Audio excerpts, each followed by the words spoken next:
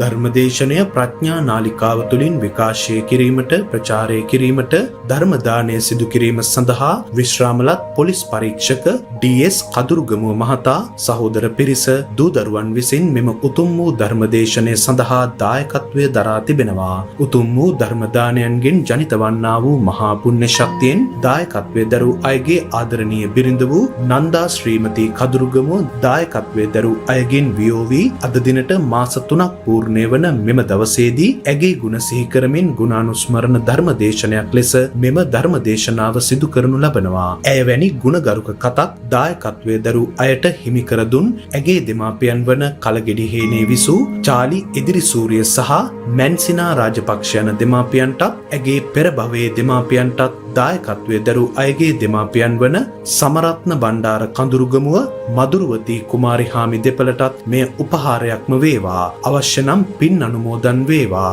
මේ සඳහා දායකත්වය දරූ අයහට උපකාර කළ දායකත්වය දරූ අයගේ සොහොයුරු උදය රංජිත් කඳුරුගමුව සරෝජි සුබසිංහ නැගණියටත් දායකත්වය දරූ අයගේ දූ දරුවන් වූ තුෂාරා ගංගානි සමරසිංහටත් උපසාන්ත බුද්ධික කඳුරුගමුව පුතාටත් ඥාන විදර්ශනී ජීවිකා අබේසිංහ දුව බුවනෙක නුවන් කඳුරුගමුව පුතා සහ මදු කඳුරුගමුව ලෙච්චමී ඇතුළු සියලුම ඥාතීන් ගුරුවර සෑම දෙනාටත් සෙත් ශාන්තියක්ම වේවා. පින් බලාපොරොත්තු වන සියලු දෙවි දේවතාවුන් වහන්සේලාටත් මේ පින් අනුමෝදන් වේවා. මෙම ධර්ම දානය පවුලේ දායකත්වයේ දරූ සැමටත් ධර්ම ශ්‍රවණය කරන ඔබ සැමටත් ධර්ම අවබෝධය පිණිසම වේවා.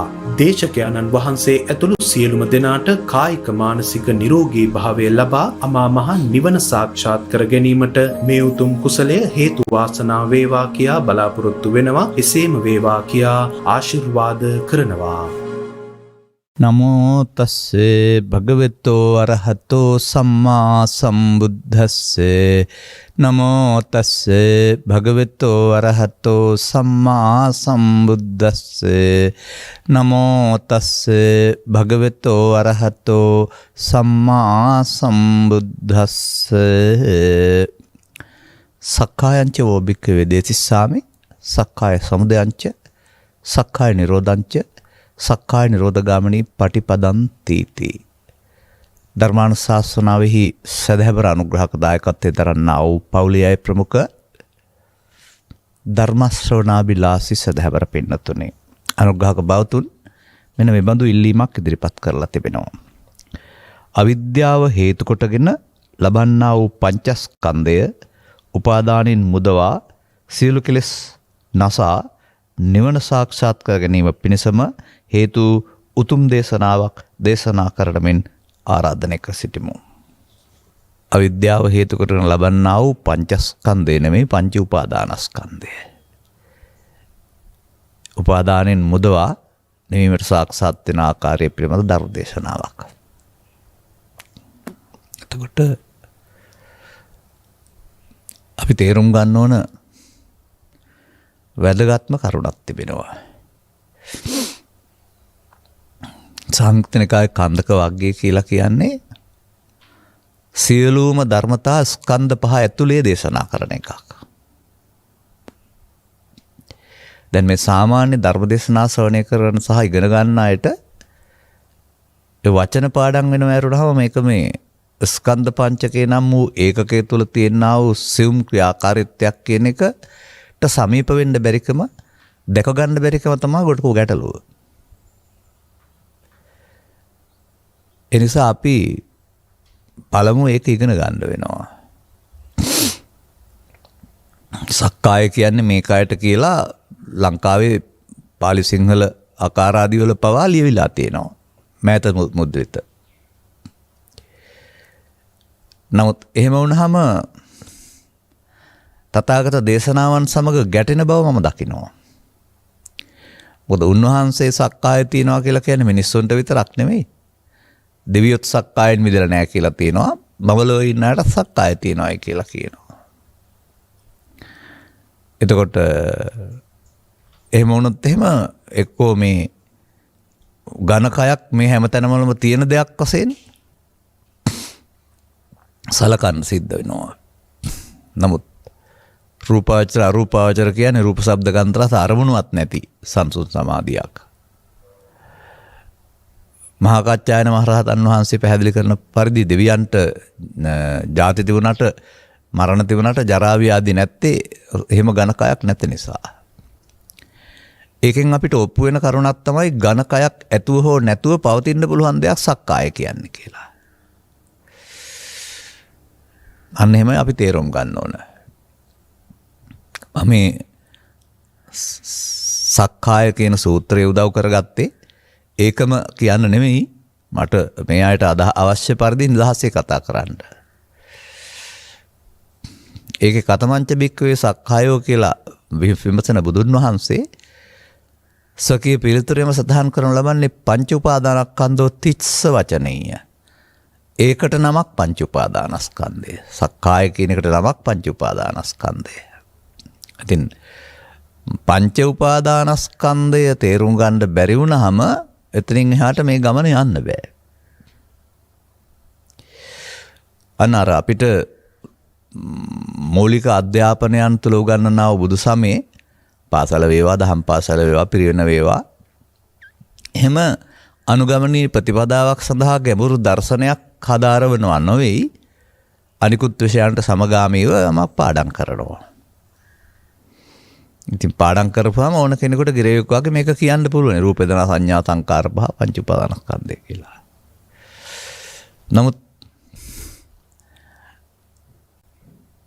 පහළ වෙන්නේ පංචස්කන්ධයක් පංච උපාදානස්කන්ධයක් බවට පත් කරගන්නේ අපි. මතක තියාගන්න ඕන කාරණාව. එතකොට සංකිට්ඨේන පංච උපාදානස්කන්ධා දුක්ඛා කියන පදේ තේරුම ජීවිතයේ දුකයි හෝ සංසාරයේ දුකයි කියන එක නෙවෙයි. ඒ පංච උපාදානස්කන්ධයන් මොහතක පවතීද උපදීද ඒක තුල තියෙන දෙයක් දුක කියන්නේ. පංච උපාදානස්කන්ධය කියන්නේ මේක නම් ජීවිත කාලයම එහෙනම් කය දුකින් මිදෙලා නැහැ බුදුරජාණන් වහන්සේත්. නමුත් උන්වහන්සේ කය නම් පාවිච්චි කළා 35 දක්වා. නමුත් උපාදානෙ මිදලා ජීවත් වුණා. ඒ නිසා අපිට මේ ජීවිතේ කලකිරෙන්න හෝ ඇඳුම් මාරු කරලා තපසට යන්න හෝ මේ වගේ තේරුම් නොගෙන ගන්න ඕන තීරණ ගන්න තියෙන සමයක් හෝ ජීවිතයක් නෙමෙයි ඔබට ලැබිලා පවතින්නේ. එහෙම අනවබෝධයෙන් ගියාය අනාය අපි දකිනවා. තමන් සන්තක දේවල් සියල්ල කාට හරි බාර දීලා අසරණ වෙලා හිඟමනටපත් වෙලා කාගෙන් හරි ජීවත් වෙන්න නෑ. මම දකින්නේ උන්ගේ දර්ශනයම වැරදි කියලා. ජීවත් වෙන්න යම් ධනයක් උපයාස අපයාගෙන තියෙනවා නම් ඒක උදව් කරගෙන ජීවත් වෙන්න. එහෙම නැති අයන්නේ දැන් බුදු ශාසනික වශයෙන් ගත් කල ඉතිහාසයේ නම් භික්ෂුන් වහන්සේලා සඳහා කිසියම්ම නිශ්චල චංචල තමන් සතු දෙයක් කියලා අද තියෙන ප්‍රතිරාප්‍රකමයට තිබුණ නැහැ. සංචාරක ජීවිතයක් ගත කරන්න සිද්ධ වුණා. එතකොට යැපෙන්න ඕනේ අනිත් අයගෙන්. ඒ නිසා උන්ට කරදරයක් නොවන ආකාරයේ ඡාම් ජීවිතයකට අදාළ ශික්ෂාපද පනවලා තිබෙනවා. සමහරට ඒ ක්‍රමයේ තිබුණා නම් මෙලහට සම්බුදු සසුනක් ඉතුරු නොවෙන්නත් ඉඩ තිබුණා. දුර්භික්ෂ වැනි සමවල එහෙම දේවල් කරන්න කෙනෙකුට බැරි වෙනකොට කොහොමද ජීවිතයකට හදාගන්නේ? ඒ නිසා කාලානුරූපව දේශානුරූපව සකස් වන දේවල් විවේචනය කරන්න හෝ අනවශ්‍යයි කියන්න නෙමෙයි ඕන. එදා පැවිද්දයාටත් ඒ ප්‍රතිඵල තිබුණා නම් ඉඩකඩම් හිමි යාන වාහන හිමි පෞල් ජීවිත හිමියාටත් අනාගාමී දක්වා යනකොට මග තිබුණා නම් ඒ මොනව අතෑරලාද බලන්න ඕන. ඒ නිසා අපි මේ පෘථග්ජන මට්ටමින් ඉඳගෙන සියල්ල අතහැරලා කියන එකෙන් අම්මා තාත්තා ඉඩකඩම් වගකීම් මුදල් අතහැරලා කියලා හිතන්න යන්න එපා. ජීවත් වෙන්න අවශ්‍ය ප්‍රත්‍යපහසුව තමන් ළඟ තිබෙන්න ඕන, නැත්නම් සපයා ගන්න ඕන, නැත්නම් කෙනෙක් සපයා දෙන්න ඕන.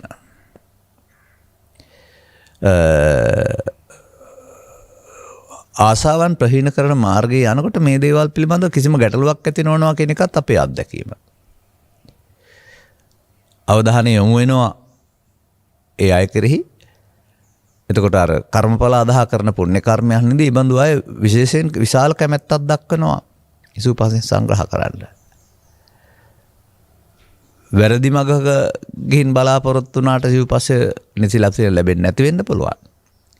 නමුත් නිවැරදි මගක ගියොත් ඒක එහෙමයි. ඒ නිසා අපට අවශ්‍ය වෙන්නේ තවදුරටත් මේ අනුග්‍රහක බෞතුන් වගේම මේ සමාජයේ සිටිනා වූ ස්ත්‍රී පුරුෂ ගිහි පැවිදි තවත් කුලක හතරකට බෙදනවා නම් කාම්භෝගී ස්ත්‍රී පුරුෂ, තවත් කුලක හතරකට බෙදනවා නම් බ්‍රහ්මචාරී ස්ත්‍රී පුරුෂ, ඔය සියලු දෙනාටම සක්කායන්හි අරුත පැහැදිලි කරලා දීලා ඒකට බැඳෙන ආකාරය සහ මිදෙන ආකාරය පැහැදිලි කරලා දෙන එක. බැඳෙන ආකාරය ගහම ඒක ජීවිතේට එක සැරයක් බැඳෙනවා හැම නෙවෙයි.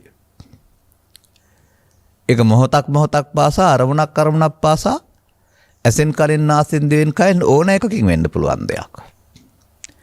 බුදුවරු හමු නොවන සදහම් හමු නොවන සමාජයේ මිනිසුන් මේ මුලාවට අහු වෙනවා. ඒක මායාව විසින් සත්වයා සසරට බැඳසවන්ට අටවා තිබෙනා උගුලක් ඒක. මාර බන්ධනය. මාර බන්ධනයෙන් මිදෙන්න බුදුන් වහන්සේ ධර්ම දේශනා කළේ කාරණාව මිනිස් හැමදෙනාම මාර බන්ධනයට බැඳිලා තමයි මේ ගමන යන්නේ. බන්ධන සූත්‍රයේ සඳහන් කරන්නේ බද්දෝ ජායති බද්දෝ මීයති බද්දෝ අස්මාලෝකම් පරලෝකම් ගච්ඡති කියලා. උපදින්නෙත් බැඳිලා මේ යන්නෙත් බැඳිලා මෙලොවින් පරලොවට යන්නේ බැඳිලා කියලා. මෙලොවින් පරලොවට අපායට ගියත් බැඳිලා, මෙලොවින් පරලොවට දිව්‍ය ලෝකයට ගියත් බැඳිලා, මෙලොවින් පරලොවට බඹලොවට ගියත් බැඳිලා කියන එක ඉගෙන ගන්න ඕන, තේරුම් ගන්න ඕන. බැඳීමේ ආකාර තුනක් සැප දුක්ඛේ ආකාරවල වෙනසක් තිබුණාට බැඳීම කියන එකෙන් මිදෙන්න බැරි වෙලා බැඳීම තුල ඇති වුණා වූ සංවර්ධනයක් තමයි ඔය මේ තුන් භවයේ උත්පත්ති කියලා කියන්නේ. ඉතින් මේවා පිළිබඳව මනාව පැහැදිලි කරලා තියෙනා වූ ග්‍රන්ථ සමූහයක් හෝ බානක පරම්පරාවක් හෝ කොහේ හරි තියෙනවා කියලා හිතන්න එපා. බොහොම සැහැල්ලුවෙන් අපි හිතනවා දිව්‍ය ලෝකෙ ගියාමත් බණ කියලා දෙන්න ආ ඉන්නවා හැම කියලා. අන්න ඒවත් මේ ගමනට බාධාවල්. බොහොම සැහැල්ලුවෙන් මේක හැමතැනම තියෙන දෙයක් කියලා කල්පනා කරනවා. වෙනත් ලෝකවල කවර කතාද ලෝකෙත් හැමතැනම නැතිකොට. ලෝකෙත් කවර කතාද බුදු සමය තියෙනවායි කියලා කොතරම් කතා කළත් ඒ බුදු සමය තුලත් බොහෝ තැන්වල නැතිකොට. අන්න එහෙමයි බලන්න ඕන. එවිට මේ සක්කාය නිරෝධගාමිනී ප්‍රතිපදාවට යන්නට පුළුවන් දොරටුවක් තියෙනවා ප්‍රවිෂ්ඨ වෙන්න. ඒ දොරටුව සමීපයට ඇවිදින් ඉන්න අයට තමයි ඒ දොරටුවෙන් ඇතුල් වෙන්න පුළුවන්කමක් තියෙන්නේ. ඒ දොරටුව සම්බන්ධයෙන් ත්‍රිපිටකයේ තිබෙන වචනේ තමයි ෂණ සම්පත්තිය කියන එක. ෂණ සම්පත්තිය කියන එකත් මම දකිනවා වරදවාරම් තියෙනවායි කියලා. මිනිසෙක් වශයෙන් උපත ලැබීම, ස්කන්ධාදී ඉන්ද්‍රියන් සියල්ල ලැබීම ෂණ සම්පත්තියක් වශයෙන්. එහෙම ඒවයි යම් අරුතක් ජනනය වුණාට ඌණ අරුත තියෙනවා කියලායි මට පෙනෙන්නේ. ෂණය කියන එක විග්‍රහ කරන ආකාරය ගත්තාම බඹසර හැසිරීමට සුදුසු මොහොත කියන එක. කන සූත්‍රයේ ලාභාවෝ භික්ඛවේ කනා කියලා පැහැදිලි කරලා තිබෙන්නේ. ඒවයි උගන්වන ඉගැන්වීම් වල සඳහන් කරනු ලබනවා අදාළ ක්‍රියාමාර්ගයේ ගන්ට අවශ්‍ය පැහැදිලි කිරීම හෝ හැකියාව නොමැති තැන් දුෂ්ටක්ෂණ 8ක් කියලා. ඒ දුෂ්ටක්ෂණ ලාභීන්ට අදාළ ක්‍රියාමාර්ගයේ ගන්ට අවකාශ නැති එක තමයි ඒ දුෂ්ටක්ෂණ වෙන්නේ. ඒ විග්‍රහ කිරීමේදී දිගු ආයුෂ ඇති අසඤ්ඤ තල කියන වචනෙන් අසඤ්ඤ කියන වචනේ විතරක් දාලා තියෙනවා වරුණාම දිගු ආයුෂ ඇති දිව්‍ය ලෝකත් දුෂ්ටක්ෂණ ගණනට පාලිය තිබුණාට සිංහලට යොදලා නැහැ. ඒ වගේම නිරය කියන එක දුෂ්ටක්ෂණයක් වශයෙන් පැහැදිලි කරගන්න ඕන. අර කන සූත්‍රයේ බුදුන් මේ වදාරන්නේ ඔවුන් ඉන්නේ සලායතන නිරේ සලායතන නිරයයට මේ ෂණ සම්පත්තිය නැහැ කියලා. සලායතන නිරේ කියන එකේ තේරුම ඇහැට කනට නාසයට හම්බ වෙන හැම එකක්ම දුකක්. සැප ඇත්තෙම නැහැ. එතකොට ඒ බඳු අයට ඒක තේරුම් කරලා දෙන්න උනුනක් නැති නිසා ඒ දුකම විඳින ලෝකයක් ඒක. අපාගත දුක්ඛය කියලානේ කියන්නේ. ඒ වගේම ඉහළ පිනෙන් උපපාතික ප්‍රතිසන්දිලාභියෙක් වුණාම දෙවියන් අතරක් නැතුව නිරන්තරයෙන්ම පුණ්‍ය විපාකයේ සැප විපාකයම එනවා. එතකොට සලායතන ස්වර්ගයේ. සැප තිබෙන බැවින් දුක හේතුව දකින්න එතන දුකක් තේරෙන්නේ නැහැ. මේ බුදු සමය දුක දැකලා හේතුව දැකලා නැති වූ තැන දැකලා මාර්ගයේ මොහොතකින් හැදිරෙන්න ඕන එකක්. ඒ මොහොත නැහැ වුන්ට. අපාගත සත්වයින්ටත් නැහැ දෙවියන්ටත් නැහැ කියන එක මේ සමාජය කියන්නේ නැහැ මම එහෙම කියනවා. ඒකේ ගැඹුරු තේරුම් ගන්න.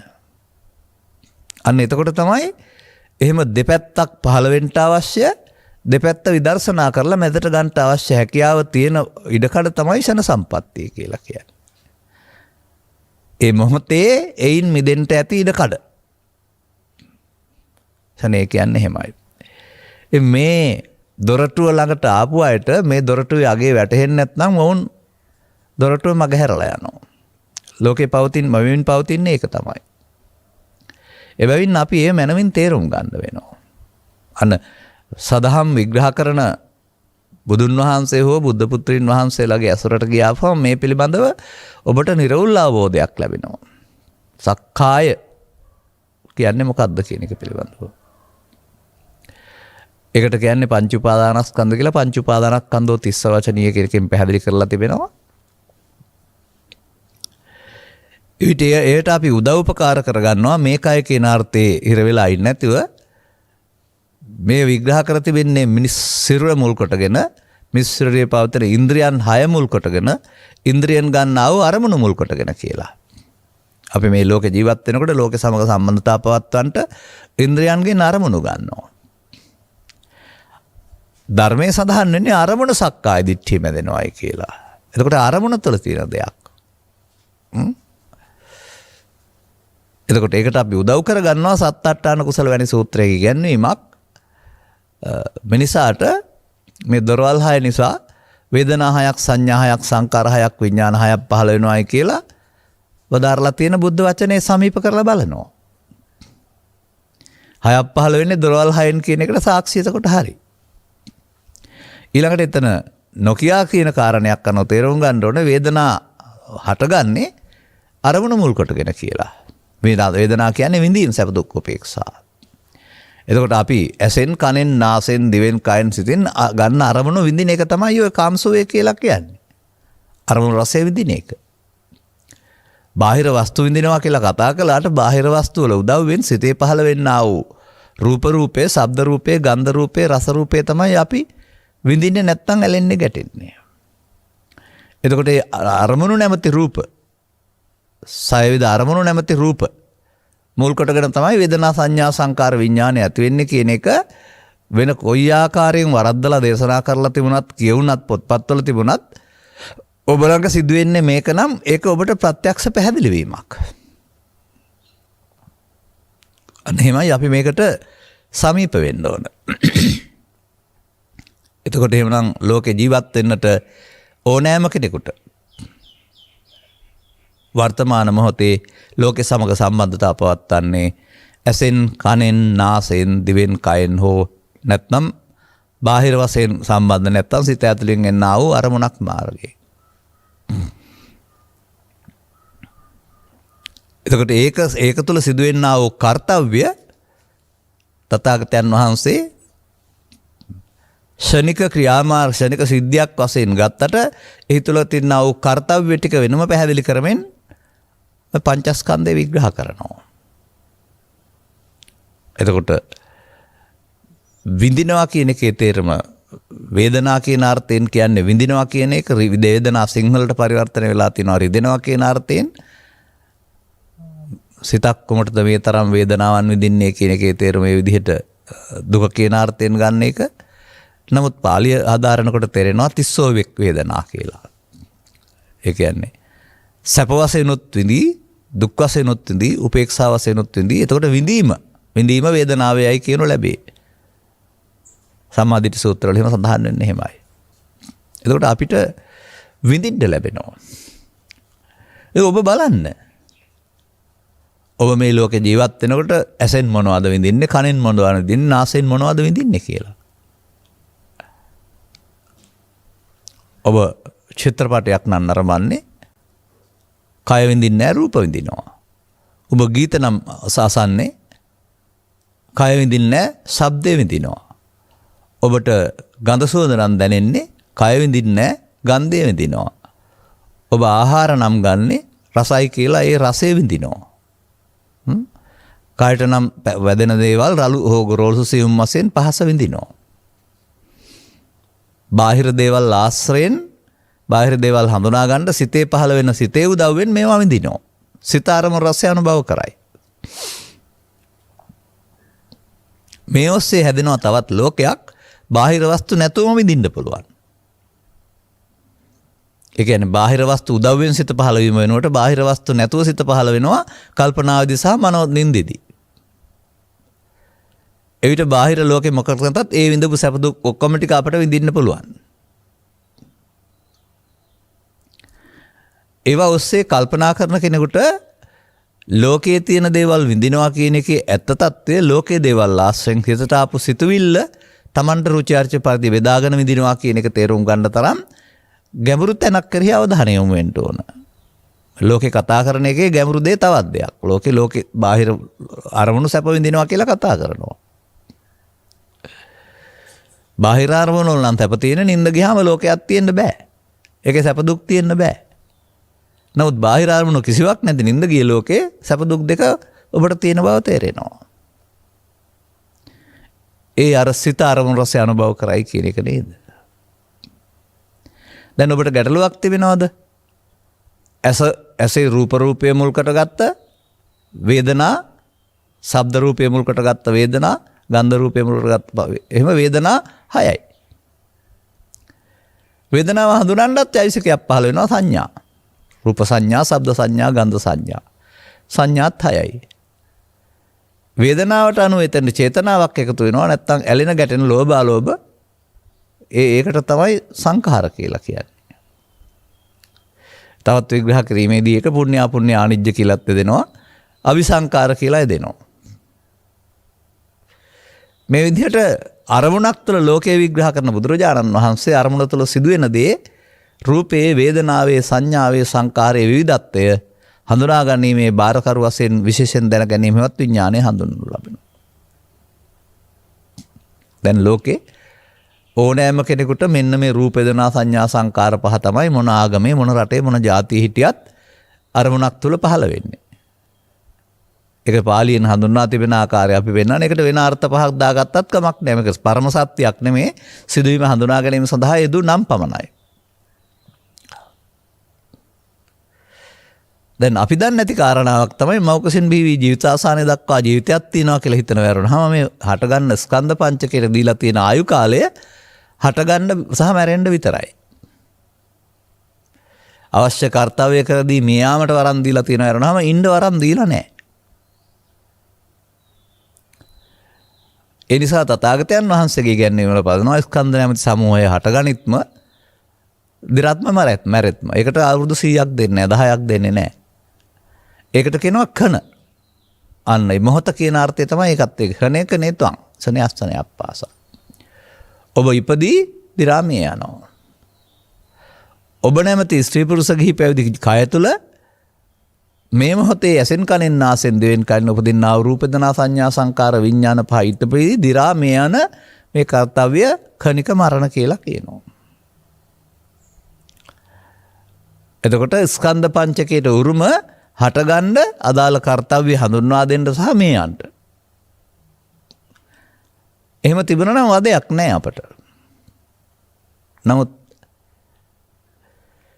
ඊළඟ පදයට එනවා. අපි මෙතන තවත් වචනයක් පැහැදිලි කරගනිමු.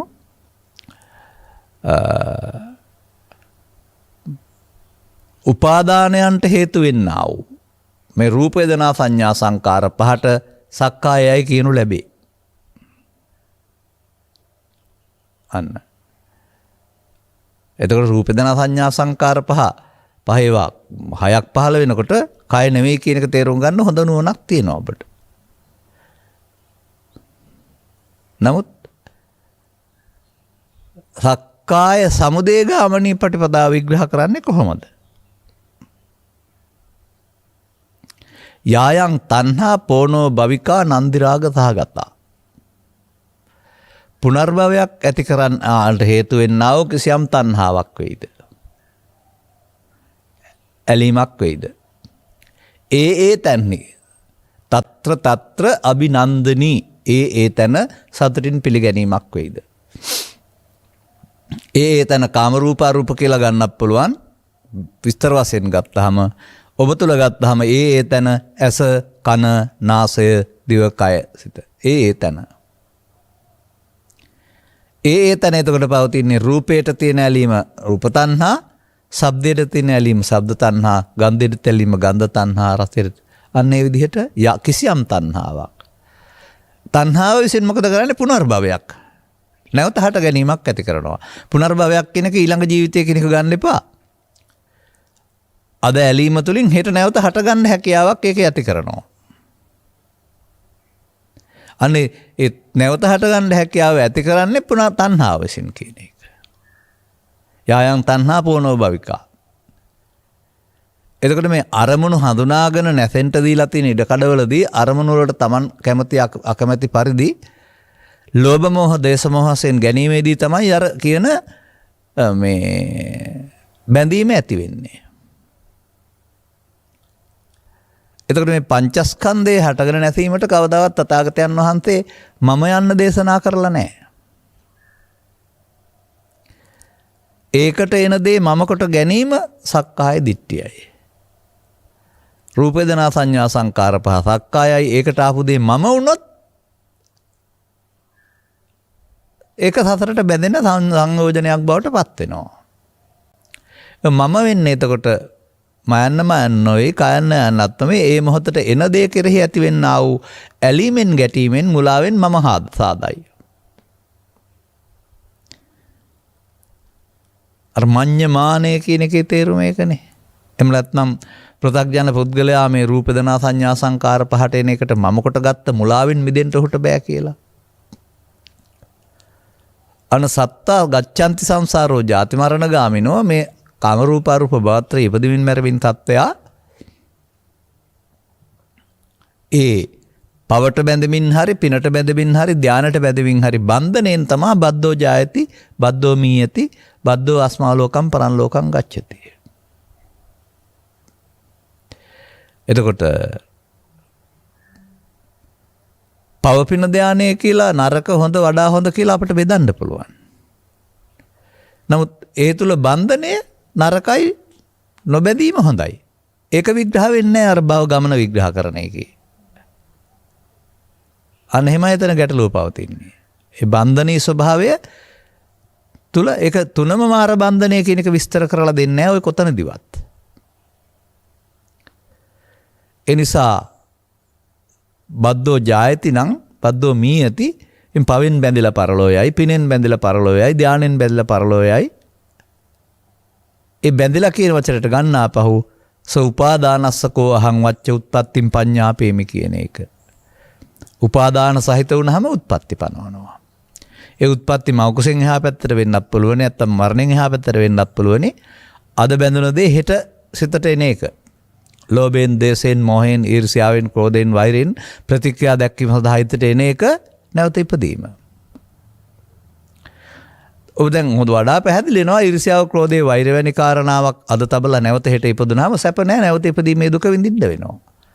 ඒක ක්‍රියාත්මක කරගන්න ගියොත් ගහගෙන මරාගෙන කපාගෙන කොටාගෙන එල්ලුම් ගස් යන දක්වාම සැප හම්බ වෙනවා ඔබට. ඒ ආපු හැඟීම ක්‍රියාත්මක කරලා ජය ගන්න ගියොත්. අන්න එතකොට තණ්හාව කියන එක ජීවිතය තුළ තියෙන දෙයක් නෙමෙයි. ඒ ආපු අරමුණ තුළ පවතිනා වූ මුලාවට නමක්. ඒසයකට කියනවා ච ඉමේ භික්ඛවේ තණ්හාකායෝ. තණ්හාකාය තණ්හා ස්කන්ධ හයක් තියෙනවා.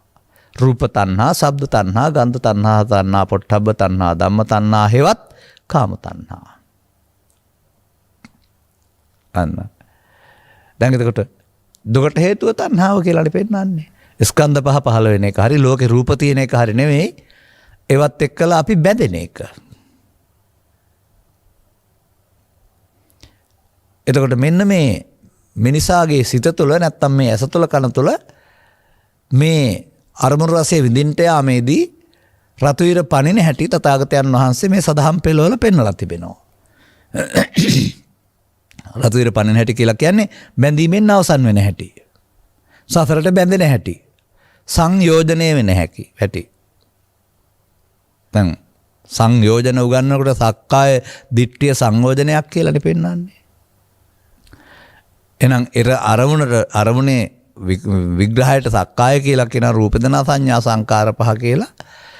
ඒකට එන දේට ඇලීමට ගැටීමට ඇතිවෙනා වූ මුලාව නිසා මමත්වෙන් ගන්නවා කියනවා. එතකොට ඒක මමත්වෙන් ගන්න තහම සතරට බැඳෙනවා කියන්නේ යලි උපදින්න හේතුවක් ඉතුරු වෙනවා.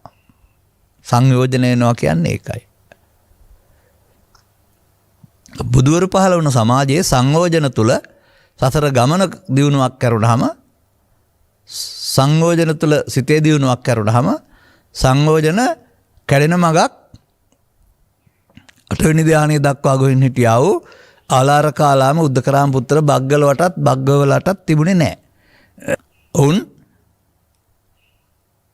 සක්කාය සමුදය ගාමිනී ප්‍රතිපදාවේ තමයි පවෙන් පරලෝක ගියත්, පෙනෙන් පරලෝක ගියත්, ධානෙන් පරලෝක ගියත් පරලෝකීය කියන එක තේරුම් ගන්න ඕන. එනිසා සක්කාය නිරෝධ ගාමිනී ප්‍රතිපදාවක් අත්කලමතාන යෝගිය තුලත් නැහැ. ඒ වගේම සක්කාය විස්තර නොකරන්නා වූ වෙනත් ආගමික ග්‍රන්ථ තුලත් නැහැ. සමුදය ගාමිනී ප්‍රතිපදාව සංඋදය එක්ව හට ගන්නා වූ පාර. ඒක අලුත උපන් පුංචි සුරතල් සතාට මවගේ කිරිබුරුල්ල හොයාගන්න උගන්නන්න ඕන නැහැ වගේ සුවඳින් එතෙන්ට යනවා වගේ සසර පුරුද්දෙන් මේකට බැඳෙනවා. මේ බැඳීමම හිරගයක් ඇති කරන බව, මේ බැඳීමම දුක් ගෙනත් දෙන බව දන්නවා නම් මේ වැඩේ වෙන්නේ නැහැ. කුඩා දරුවා ගින්දරවල ලස්සන දකින්නවා අතාලලා පුච්චා ගන්නවා. පළගැටියා ගින්දරවල ලස්සන දකින්නවා අතරස්නේ දන්නේ පුච්චෙනවා වගේ අර ලස්සන දකින්නවා වගේ බැඳෙන්න යනවා. ඒකම සසර හදන හේතුව දුකට හේතුව බව පළගැටියා දන්නෙත් නැහැ, කුඩා දරුවෝ දන්නෙත් නැහැ වගේ තමයි පිච්චෙන බව දන්නේ අල්ලගත්තාම. මඤ්ඤමානෝකෝ බික්ඛු බද්දෝමාරස්ස කියන පදේ පොතේ නෙමෙයි තියෙන්නේ ඔබේ ඇස තුළ කන තුළ නාසය තුළ අරමුණ ඇලෙන්න ගියාම සිදුවෙන දේ විග්‍රහ කරන සුන්දරතම පදයක් බව පාඩම් කරගෙන විතරක් ඉන්නේ නැතුව බලලා තේරුම් ගන්න. මමත්වෙන් ගැනීමෙන් ගන්නේ නම් ගැනීමෙන් මානෝ මාරයාට බැඳේ. ඒක ජීවිතය තුළ විග්‍රහ කරන්න යන්න එපා. ඒක අරමුණු රසයේ විඳීම තුළ ඇස තුළ කන තුළ නාසය තුළ විග්‍රහ කරගන්න බලන්න. මඤ්ඤමානය. අන්න මේ වැඩේ අපි මේ මොන ආගමක ඉපදුනත් මොන රටක ඉපදුනත් එහෙම නැත්නම් පරපුරෙන් බුද්ධ ආගම හුඟක් ඉගෙන ගත්තත් මඤ්ඤමානෝ බික්ඛු බද්දෝ මාරස්ස කියන එක දසවත්තුක සම්මාදිට්ඨිය තුළට විග්‍රහ වෙන්නේ නැහැ. ඒගොල්ලන්ට තේරෙන්නේ නැහැ. උන් දසවත්තුක සම්මාදිට්ඨිය තුළ පින මඤ්ඤමාණයෙන් අරගෙන භවගාමිත්‍ය සුගතිගාමී කරගන්නවා. එයින් පව මඤ්ඤමාණයෙන් ගැනීම නතර වෙලත් නැහැ. නමුත් පාර වරද්දන ගියොත් ධාන මඤ්ඤමාණයෙන් ගැනීමට ඉඩක් තියෙනවා. දැන් අපට මඤ්ඤමාණය කියලා කියන්නේ ඒ මොහොතේ එන දේ මමත්වෙන් ගැනීම. ඒක කියලා කරන වැඩක් නෙවෙයි. අර ලෝභයෙන් මෝහයෙන් ද්වේෂයෙන් මෝහයෙන් ඇලීමට නමක් තමයි මඤ්ඤමාණය. මම. ඒ මම තමයි අර සක්කාය දිට්ඨි කියලා කියන්නේ. මම වගේ කොට ගැටීම කියලානේ කියන්නේ. ස්කන්ධ පංචකයට එන දේ ආත්ම කොට ගැනීමෙන් පංචස්කන්ධේ පංච උපාදානස්කන්ධය වෙනවා. පංච උපාදානස්කන්ධය අවසන් වෙන්නේ බද්දෝ මාරස්ස හේවත් සසරට බැඳිලා සංයෝජන වෙලා. එහෙම නැත්නම් අදින් පසුව ඉදිරි දිනකද මේ ජීවිතේදීත් ඉන්නහාට පුනර්භවයක් වශයෙන් නැවත උපදින්නට හේතුවක් රැස් කරලා. කර්ම බීජ. අන්නේ සිද්ධියට කියනවා උපාදානය වෙනවයි කියලා. මේක අරමුණ තුළ සිදුවෙන ආකාරය පෙළ දහමේ ඕන තරම් තියෙනවා. නමුත් ඒක අපි ඉගෙන ගත්තේ අරමුණ තුළ දකින්න නෙමෙයි ජීවිතය තුළ දකින්න නැත්නම් විභාගයට ලියන්න දකින්න. ඒකට එකක් ප්‍රත්‍ය වෙන පෙළ දහම පාඩමින් කියන්න සෝ පුළුවන් කෙනෙකුට. නමුත් එහෙම ලීවට කිව්වට පාඩම් කරාට Taman තුල සිදුවෙන දේ දකින්න නැත්නම් ඒක ප්‍රමාදයේ බව දැක ගන්න ලැබෙන්නේ නැහැ. එමයි ප්‍රමාද විහාරීත්වය. සසර බැඳ තමන සසර ඇවිද්දවන ප්‍රමාද විහාරීත්වය ඒක කියලා තේරෙනවා නම් දැන් එහෙනම් එතනදී අප්‍රමාද වෙන්න ඕන. අපමාදෝ අමත පදං. අර දුකට හේතුව තණ්හාව, ඒ තණ්හාව නැති වූ තැන. ඒ නැති කිරීමේ මාර්ගයනේ එතකොට කරන්න ඕන. මේ පිළිබඳව මම එක උදාහරණයක් කරන් පැහැදිලි කරන්නම්. ඒක 6ටම ගැලපෙනවා. ඒ කියන්නේ ඇස කන නාසය දිවකය සිත කියන 6ටම ගැලපෙනවා. පවපින ධානය තුනටත් ගැලපෙනවා. ඒවා බෙදීම් වශයෙන් වෙනම ගත්තට කාම රූප අරූප කියලා, දොරවල් වශයෙන් වෙනම ගත්තට සදර කියලා ක්‍රියාකලාපයේදී මේ මුලාව එකම දෙයක් වශයෙන් සිදු වෙන්නේ.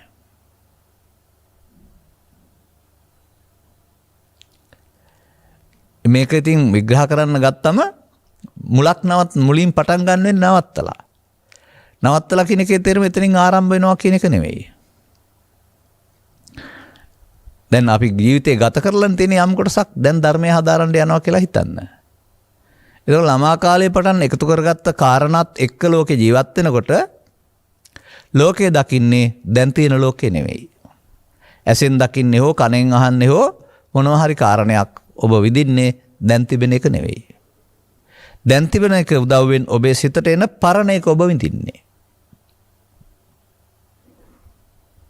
තරහව යනු, බය යනු, ක්‍රෝධය යනු, වෛරය යනු, ඊර්ෂ්‍යාව යනු, අදහස් දැක්වීම යනු, හරි වැරදි යනු මේ සියල්ල කලක් තිස්සේ භාවිතා කිරීම තුළින් චිත්තාභ්‍යන්තරයේ එකතු කරගත්තා වූ මතේ නැත්තම් දිට්ඨිය. ණයට අඳුකලසේ කියලා කියන්නේ ඒකනේ. අඳුකල පේනකොට ණයයකට කැමති නෑ. ඒ වගේ ඔබට රූපේ පේනකොට අමනාප නම් ඒක උපදිනවා. ශබ්ද ඇහෙනකොට අමනාප නම් ඒක උපදිනවා. මනාප නම් ඒක උපදිනවා. uppajjati මනාපං uppajjati අමනාපං කියන්නේ බාහිර වස්තුවක තියෙන දෙයක් නෙමෙයි. Taman අර හදාගත්ත අතීතේ. ඒකේ තමයි මේ දුක තියෙන්නේ. මේවා උදව් වෙනවා විතරයි ඒක උපදින්න. චක්කුණා රූපං දිස්සා තෝතේන සද්දං සුත්වා uppajjati මනාපං uppajjati අමනාපං uppajjati මනාපමනාපං. ඒ uppajjati මනාපං අමනාපං හැමෝටම සර්ව සාධාරණ නෑ. හැම වෙන රූපේ එකක් වුණාට තම තමන් හදාගත්ත පරිදි තමයි එතෙන්ට උපදින්නේ. ඒක හැම විටම තමන් අතීතයේ හදාගත්තා වූ දේ සිතට එන එකක්. මල අතීතයේ පනදීම. අන්නේ තින්නම් සංපත්ති පස්සෝ කියන පදෙන් පෙනුන පස්ස කියන්නේ අර uppajjati මනාපං කියලා කතා කරන අමනාපං කියලා අතීතයේ තබලා හිතට එන එකට. ධර්මයේ නොතේරුම්ගත් සමගයේ යම් යම් මඤ්ඤමාණයෙන් යම් යම් එකතු කිරීම තැබුවා නම් පලිගන්න ඕන මෙහෙමයි, ක්‍රෝධ කරන්න ඕනමයි, ගමෙන් පන්නවන්න ඕන මෙහෙමයි, එකට එක් කරන්න ඕන මෙහෙමයි, එනුම් පදයක් කියන්න ඕන මෙහෙමයි, මම ඕක ලේසියෙන් අරින්නේ නැහැ කියලා ඔය හැම එකක් තුළම තියෙන මඤ්ඤමාණය. ඒ තමයි අල්ලා ගැනීමට නමක්. මෝඩකම කරලා නෙන්නේ. ඉතින් අවුරුදු 4න් 5න් පස්සේ තේරෙන දවස් දක්වා. එතකොට එහෙමනම් මේ Taman තැබූ දේ ආපහු ඇවිදින් Tamanට දුක් දැනක් දෙනවා. අර දුකට හේතුව අර තැබූ දේ තණ්හාව නේද එහෙනම්. රූපයට තණ්හාව, ශබ්දයට තණ්හාව, ඒ තණ්හාවෙන් තැබූ දේ තමයි නැවත ඉපදිලා දුක් ගෙනත් දෙන්නේ. මෙසේ මේ තැබූ දෙයක් ඇතිතුරු සිතට එන එක නවත්තන්න බෑ. එතකොට ඒකට ඇස කන නාසය දිවකය කියනා වූ ප්‍රසාද පහත්, ඒවට හැම වෙන්නා වූ ගෝචර රූප පහත් උදව් වෙන්න පුළුවන්. එහෙම නැත්නම් ඒවා නැතිවම මනෝද්වාරයෙන්මත් ඒක එන්න පුළුවන්. මේ දොරවල් හයේම ක්‍රියාකාරීත්වය තේරුම් ගන්න මනෝ කල්පනාව හෝ සිහින පෙනීම කියන්නේ බාහිර උදව්වක් නැතුව තමන්ගේ හිතේ තියෙන දේ ඇවිදින් ඒකට අනුව ඇලෙන ගැටෙන ප්‍රතික්‍රියා දක්වන එක. දවල්ට කරන්නේ බාහිර දේවල් උදව්වෙන් ඒක හිතට උපදවා කර විදින එක. ඔය කාමයේ සිහිනයක් කියන්නේ කාමයේ මස්කටුවක් කියලා කියන්නේ ඔය විඳින එක ලෝකේ තියෙන දෙයක් නෙමෙයි, තමන් හදාගත්ත දෙයක් බව තේරුම් ගන්නට අවශ්‍ය ගැඹුරු දර්ශනයකට ඔබේ අවබෝධය එන්න වෙනවා. එතකොට මොනවද මේ ලෝකේ බාහිර ලෝක විඳිනවා කියලා කියන්නේ? එතකොට කාමයේ කියන්නේ තමන් හදාගත්ත තමන් උපදවාගත්ත සිතුවිල්ලක් තලු මැරී මැරුණාම ලෝකේ තියෙන දෙයක් විඳිනව නෙවෙයි. ඒක විඳින්න හැමෙන්නේ මොහොතයි නැතෙනවා නැවත නැවත උපදවා ගන්න වෙනවා. ජීවිතේ අනන්ත ගමනක් ඇවිදිනුත් කලේ ඕක තවදුරටත් කරන්න වෙන්නේ ඕක. ඒක කරන්න ගියාපුවම සාන්ත සැනසීමක් වැහෙනවා ඊට උඩින් භව ගමනක් නිර්මාණය වෙනවා. ඉතින් මේකට බුදුන් මරා බුදු වෙන්න හදනවා කියලා කියනවා. දේවදත්ත විතරක් අයිති වැඩක් නෙවෙයි ඕක. මේ අරමුණට මුලා වෙන හැම මොහොතක්ම අරමුණේ මුලා වෙන්න මිදලා බුදුන් නැත යන්න තියෙන පාර වැහෙන එකක් නිසා බුදුන් මරා බුදු වීම. ඉතින් දේවදත්තට කොච්චර බුදුන් මරා බුදු වෙන්න හදලත් ඒවට කරපු වලට විපාක විඳින්න හැරුණාම බුදුන් මරා බුදු වෙන්න බැරි වුණානේ. ඔබටත් බෑ ඒක.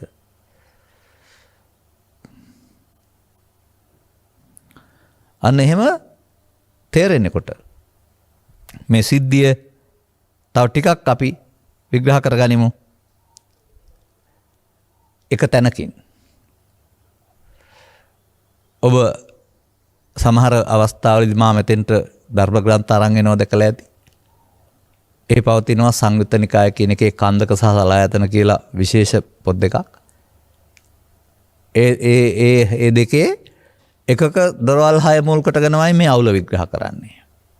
එකක දොරෙන් හටගන්නා වූ අරමුණ මුල් කොටගෙන මේක විග්‍රහ කරන්නේ. එක දොරකින් හටගන්නා වූ අරමුණක් තුළ තමයි මේ විග්‍රහය කරන්නේ. අනත පොත තුළ විග්‍රහයක් හරි ජීවිත තුළ විග්‍රහයක් හරි ගන්න නැතුව හටගන්නා වූ අරමුණු තුළ මේ සිදුවීම පෙළදහම. අන්න ඒක තේරෙනකොට පෙළදහම දැනගන්නවා. නමුත් දැනගන්නේ පමාදවාදී පෙළදහම. දැන් ඒ පෙළදහමේ ගිහින් බෑ කියලා තේරෙනකොට තමයි පෙළදහම විනාශ කරන්න පෙළදහම කඩන්න හිතෙන්නේ. ඒ කියන්නේ පොත විනාශ කරන්න නෙමෙයි Tamanගේ පෙළ බිඳලා දාන්න. දැන් අර uppannam කාමවිතක්කං uppannam ව්‍යාපාදිතක්කං uppannam විහිංසාවිතක්කං uppajjati මනාපං uppajjati අමනාපං uppajjati මනාපමනාපං මේවා ලෝකේ නෙමෙයි තියෙන්නේ. ලෝකෙත් එක්ක ජීවත් වෙන්න ගිහින් තමන් හදාගත්ත චිත්තාභ්‍යන්තරයට දුන්න එකේ තමයි මේවා තියෙන්නේ. එමනම් බාහිර දේවල් සම්බන්ධයෙන් දක්වන ප්‍රතිචාරය එක එක්කෙනාට පෞද්ගලික වෙන්නේ වෙනස් වෙන්නේ තනිකරම තමන්ගේ වැඩක් ඒක. නිසා තමයි එකම සිද්ධියකදී කෙනෙකුට තරහව අඩුවෙන් වැඩියෙන් තරහින් නැති ස්වභාවයන් තියෙන්නේ. එකම සිද්ධියකදී කෙනෙකුට ඇලීමක්, ගැටීමක්, මොලාවක් තුනක් තිබෙන්නේ. එකම සිද්ධියකදී කෙනෙකුට අගයක්, තව කෙනෙකුට මාදාගයක්, තව කෙනෙකුට අගයක් නැත්තේ. එක ලෝකෙ නෙවෙයි තියෙන්නේ. මෙන්න මෙසේ අප විසින් හදාගත්තා වූ ආයතනයක් විසින් අපව මෙහෙවනවා. ඒවා එනකොට එතෙන්ට අර ත්‍රිවිධ විතර්කයේ යටතේ ඉන්න ත්‍රිවිධ විතර්කයේ යටතේ ඉන්න මම එනවා. ලෝභය නැමැති මම, ද්වේෂය නැමැති මම, මෝහය නැමැති මම.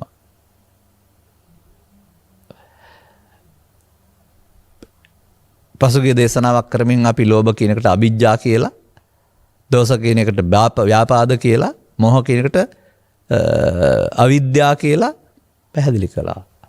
අවිජ්ජා වෙනයි අවිද්‍යාව වෙනයි. මොහ මුලාවක් එතකොට. පෘථග්ජනයයි කියලා කියන්නේ එහෙමනම් ලෝභයේ දේශේ මොහේ විසින් මොහේවන චරිත. ඔවුන් මේවා විසින් පාලනය කරනවා. ඔවුන් එක දන්නේ. ඔවුන්ගේ කාය වචන සිත සියල්ල මේ ලෝභ දේශ මොහ නැවති ප්‍රාණායපකරුවන් විසින් පාලනය කරන මෙහෙවනු ලබන සීමිත රංගනයක්. ඊට එහාට යන්න බෑ. ඒක තුල පුරාණකමක් වෙන්නේ අතීතයෙන් ඇවිදින් වර්තමානයේ විඳ අනාගතයට බැඳෙන්න. ඒක තමයි සීමිත රංගනය කියලා කියන්නේ.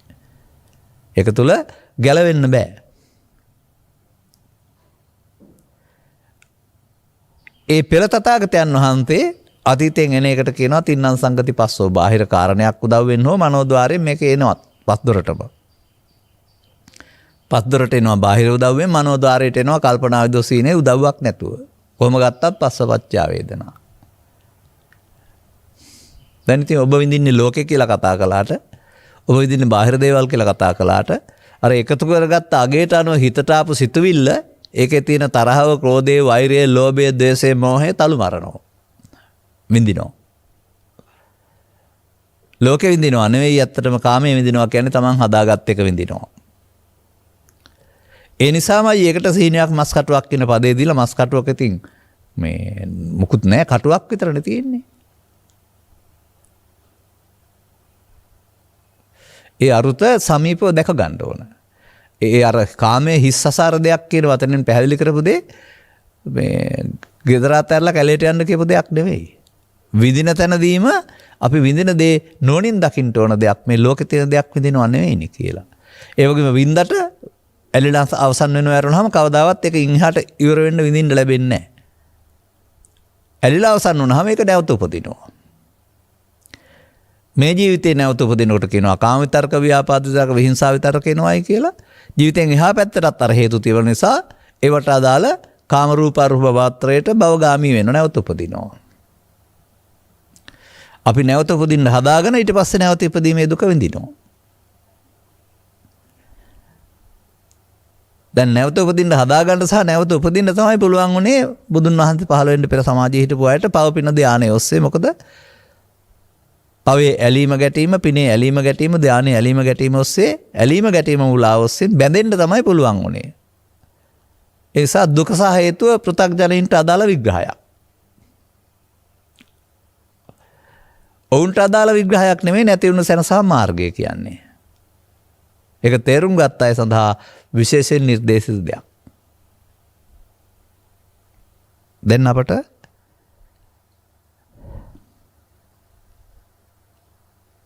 තේරුම් ගන්න පුළුවන්කමක් තියෙන්න ඕන මේ සංසිද්ධිය එක පෙළකින්. ඒක ඇස තුළ හෝ කන තුළ හෝ නාසය තුළ හෝ දිව තුළ හෝ කය තුළ.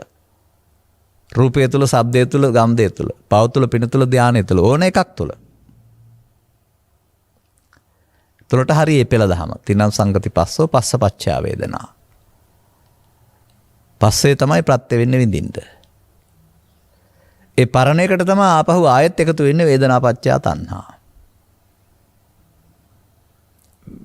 තණ්හා වුණොත් මොකද වෙන්නේ? ආයෙත් සැරයක් අර බැඳෙන්න හේතු වෙන මඤ්ඤමානේ නැත්තම් උපාදානයට හේතු වෙනවා.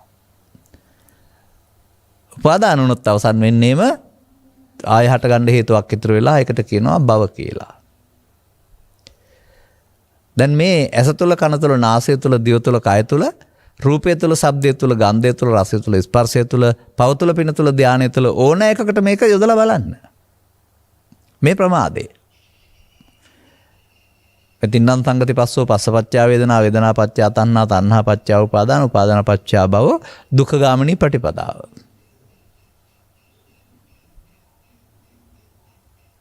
එහෙම නැත්නම් සංයෝජනයන් කෙරෙහි ආස්වාදය අනුව බලමින් වාසය කිරීම.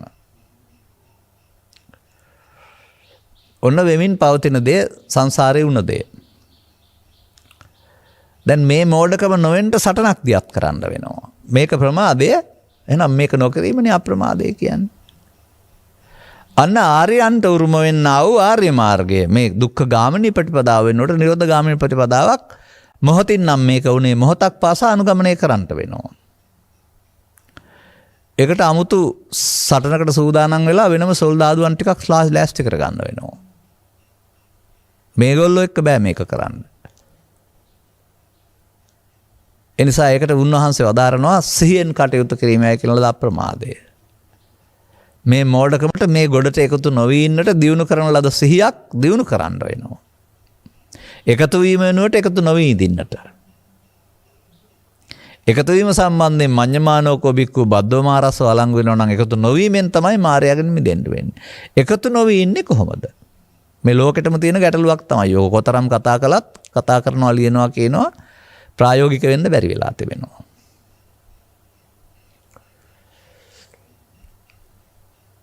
පෙළ තිබුණාට ඒක ඒ සිහි සතිය නැතුවම මේ සසර හදන ක්‍රියාවලිය වෙනකොට සසර හදන කඩන ක්‍රියාවලියට අවතීර්ණ වෙන්න බැරි වෙනවා. මේකදී තේරුම් ගන්න ඕන හටගත්ත දෙයක් නැත්තම් මොහොතින් මේයාම මොහොතකින් සිදුවෙන දෙයක් ලහු පරිවර්තන. එතකොට ලෝභයක් හෝ දේශයක් හෝ මොහයක් හිතට එන එක ඉපදීම තමයි. ඉපදීම වෙනයි එකතු වී පැවැත්වීම තව එකක්. ඉපදුන එකට එකතු වුණේ නැත්නම් එකතු වුණොත් තමයි වර්තමානයේ හරහා අනාගතයක් හැදෙන්නේ.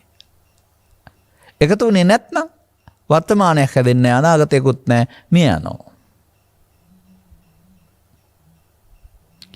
අන්නේ පෙරපාරේ ගොස් ප්‍රමාද වෙන්නේ නැතුව සිහිය වීරිය පාවිච්චි කරලා එකතු නොවීමෙන් මේකේ බලය ආපහු හරවන්න පුළුවන්, දුර්වල කරන්න පුළුවන්. දැන් එතකොට ආපහු යන පාරේ. එකතු වෙන එක අනුසෝතගාමී, එකතු නොවන එක පටිසෝතගාමී. අනාර්ය මාර්ගේ. ආර්ය පුද්ගලයා පටිසෝතගාමී වෙනවා කියන්නේ ඒකයි. එතකොට ඔහුට මේ චිත්තාභ්‍යන්තරයෙන් එන්න නැති දවසට තණ්හාවක් නැහැ.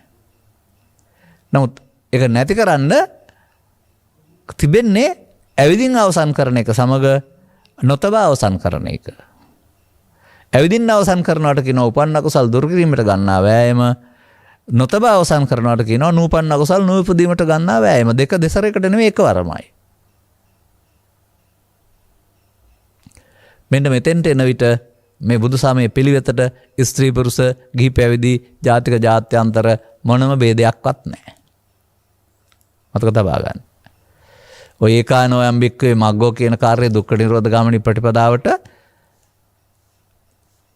තම තමන් අදාළ ශික්ෂාපදවල ඇඳුමේ ඉන්න. නමුත් ඒ බාහිර එක නෙවෙයි. ඒකේ උදව්වෙන් අරක කරන්න තියෙන්නේ. කවදා හරි තේරුම් ගන්න ඕන බුදුන් කළ දෙයමයි අනිත් අයටත් කරන්න තියෙන්නේ. භික්ෂු හරි භික්ෂුණී හරි උපාසක හරි උපාසිකාව වශයෙන් ඉඳගෙන අන්න මෙතෙන්ට සමීප වෙන්න බැරි වුණ නිසා තමයි ඊට මෙහා පැත්තේ ශික්ෂාපද මට්ටමින් වෙන වෙන ඉහළ මට්ටමේ සංවරයන් අරගෙන ඒ සංවරයන් තුළ භව ගාමිත්වයක් හදාන තියෙන්නේ. ආර්ය මාර්ගයට ප්‍රවිෂ්ඨ නොවි අනාර්ය මාර්ගය තුළ දසවස්තුක සම්මාදිට්ඨිය තුළ භව ගාමිත්වයක් හදාන තියෙනවා. ඒ පරම සත්‍ය සහ පරම මාර්ගයේ වශයෙන් පිළිගන්නවා සමාජයේ. නමුත් මේ සියුම් දහමක් ගෝචරය කොටගෙන ආපහු හදන්න තියෙන එක අරමුණක් පාසා මොහොතක් පාසා සතිමත් වීම තුළින් නොඇලී අවසන් කිරීම කියන මේකට ස්ත්‍රී පුරුෂ ගිහි පැවිදි ભેදයක් නැහැ. සමහර විට කියනවානේ ධම්මන්තරණං ගච්ඡාමි කියන එකට හාමුදුරුවන්ට වෙනයි භික්ෂුණීන්ට වෙනයි ගිදරායට වෙනයි කියලා හැම තියනවද කියලා. නෑ හැමෝටම ධම්මන්තරණං ගච්ඡාමි. එනිසා ඇලෙන ප්‍රතිපදාවේ ඔවුන්ට අදාළ විවිධත්වයක් තිබුණාට ඒකට අනුව ලෝභ දේශ මොහයන්ගේ විවිධත්වයක් තිබුණාට අතහරින ප්‍රතිපදාවේ එකතු නොවීමෙන්මයි සතියෙන්මයි. ඇලෙන ප්‍රතිපදාවට විවිධත්වයක් තිබුණාට අතහරින ප්‍රතිපදාවට ඒකායනෝ. දැන්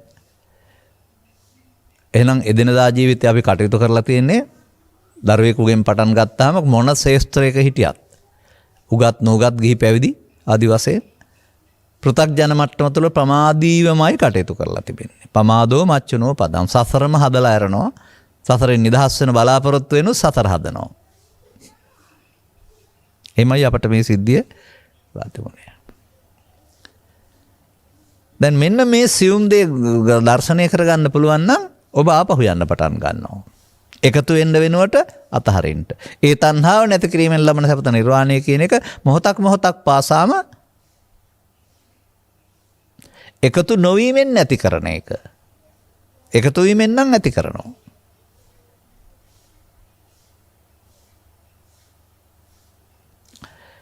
එහෙනම් මොකද්ද කරන්න තිබෙන්නේ? තමන් හදාගත්ත අතීතයෙන් එන එකට එකතු නොවි එයාට යන්න කියන්න. ආවනම් යන්න කියන්න. අන්න එකට කියනවා uppannam කාමිතක්කං uppannam ව්‍යාපාදිතක්කං uppන්න මේ තුන් ආකාරයෙන් එන හැටි පෙන්වන්නේ ඔය. මොයි මොනවර තුනින් එනවා ඇසෙන් කනෙන් නාසෙන් දිවෙන් කයෙන්. ඉස්සරලා කියපු එකට කියනවා එකතු වෙනවට කියනවා අදිවාසීති නප්පජහති කියලා.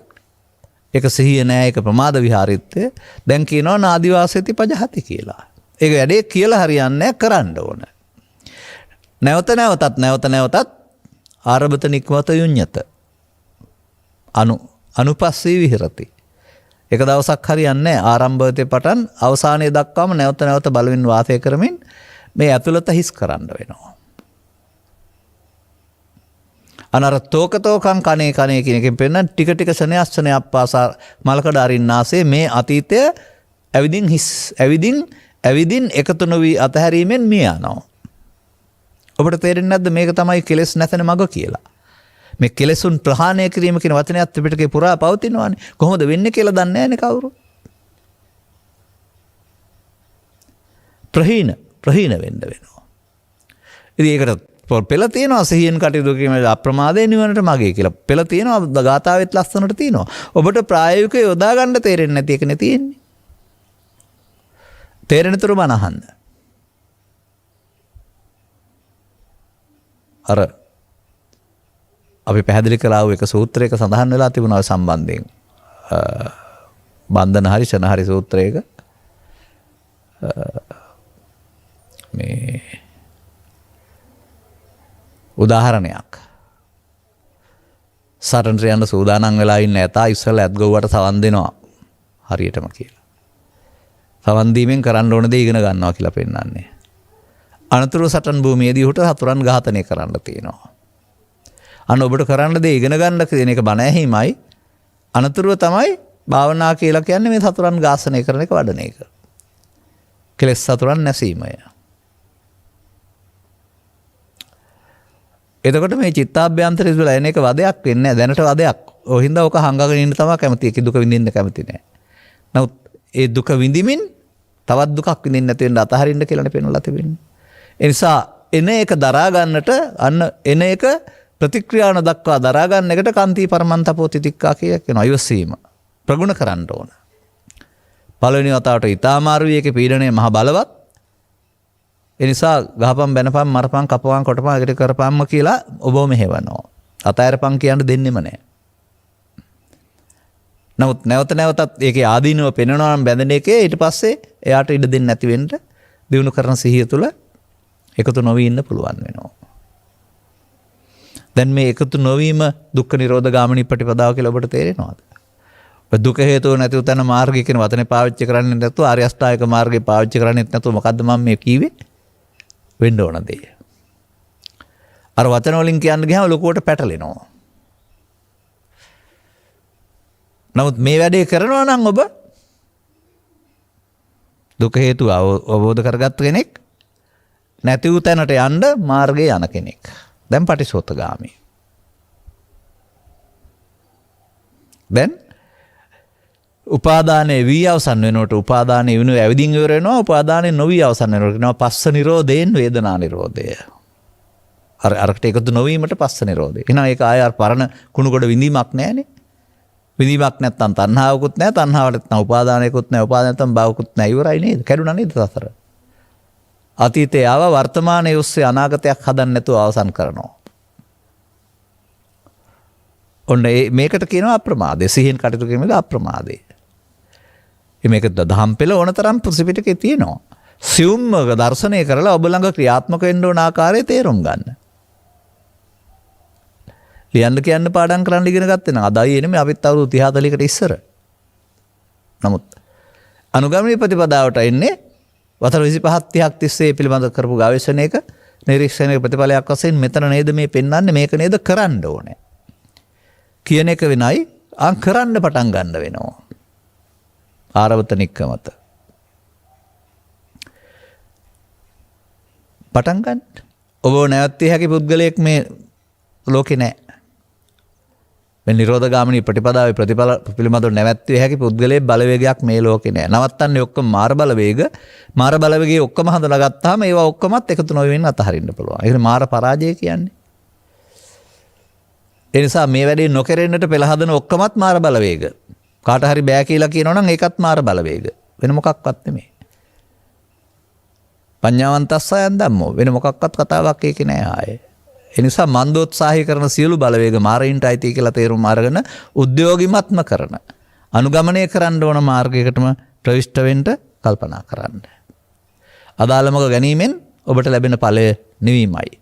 ඒ සඳහා අදාළ ශක්තිය ධෛර්ය ලැබේවායි කියන සුභාශිංසනය කරමින් මම ධර්මානුශාසනාව මෙසේ අවසන් කරනු ලබනවා. ධර්මානුශාසනාවේ සදහවර අනුග්‍රහක දායකත්වය විශ්‍රාමලත් පොලිස් පරීක්ෂක ඩී.එස්. කදුරුගම මහතා සහෝදර පිරිස සහ දූ දරුවන් විසින් අරමුණු අතර මාගේ ආදරණීය බිරිඳ වූ නන්දා ශ්‍රීමති කදුරුගම අපෙන් වියෝවී අද දිනට මාස 3ක් පූර්ණ වන මෙම දවසේදී ඇගේ ගුණ සිහි කරමින් ගුණානුස්මරණ ධර්මදේශනයක් ලෙස මෙම ධර්ම දානය සිදු කරනු ලැබේ. ඇයවැනි ගුණගරුක කතක් මට හිමි කර දුන් ඇගේ දෙමව්පියන් වන කලගඩිහිනේ විසූ චාලි එදිරිසූරිය සහ මැන්සිනා රාජපක්ෂ යන දෙමව්පියන්ටත් සහ ඇගේ පෙර භවයේ දෙමව්පියන්ටත් මාගේ දෙමව්පියන් වන සමරරත්න බණ්ඩාර කදුරුගමුව මදුරුවති කුමාරි හාමි දෙපළටත් මේ උපහාරයක්ම වේවා අවශ්‍ය නම් පින් අනුමෝදන්ව ජීවිතය සුවපත් කරගනිත්වා. මේ සඳහා මාහට උපකාර කළ මාගේ සොහොයුරු උදේ රංජිත් කදුරුගමුව සරෝජී සුබසිංහ නැගණියටත් මාගේ දූ දරුවන් වන තුෂාරා ගංගානී සමරසිංහටත් උපසාන්ත බුද්ධික කදුරුගම පුතුටත් ඥාන විදර්ශනී ජීවිකා අබේසිංහ දුව බෝනික නුවන් කදුරුගමුව පුතා සහ මදු කදුරුගමුව හෙවත් ලෙච්චමී ඇතුළු සියලුම ඥාතීන් ගුරුවරු සෑම දෙනාටත් සිත සාන්තියක්ම වේවා. පින් බලාපොරොත්තු වන සීල දෙවි දේවතාවෝ වහන්සේ නැත්තම් පින් අනුමෝදන් කරගනිත්වා. මෙම ධර්ම දානයේ පවුලේ අප සැමටත් ධර්ම ශ්‍රවණය කර ඔබ හැමටත් ධර්මාබෝධයේ පිණසම වේවා. දේශකයන් වහන්සේ ඇතුළු සියලුම දෙනාට කායික මානසික නිරෝගී බව ලබා අමා මහ නිවන් සාක්ෂාත් කර ගැනීමට මෙම කුසලයේ හේතු ආසනා වේවා. ඔබ හැම දිනාගේ යහපත් බලාපොරොත්තු සඵල වේවා. ගුණානුස්මරණයක් වේවා. ඔබටත් ඉහාත්ම වශයෙන්ම අනුගමනීය ප්‍රතිපදාව තුළ නිවන සැනසෙන මං පෙත්විවර වේවායි අපද ප්‍රාර්ථනා කරනවා. සබ්බීතියෝ විවජ්ජන්තු සබ්බ රෝගෝ විනස්සතු මාතේ බවත් අන්තරායෝ සුඛී දීඝායුකෝ භව. හැම දිනාටම තෙරුවන් සරණයි.